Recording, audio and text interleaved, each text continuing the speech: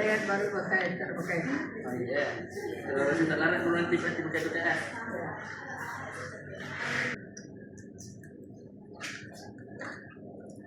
Tinggi sikit deh. Paling tinggi sih. Tahan satu, dua, tiga, empat, lima turun. Saya buka. Tutup. Buka. Tutup. Nah, angkat ini nanti. Tak boleh tak terangkat.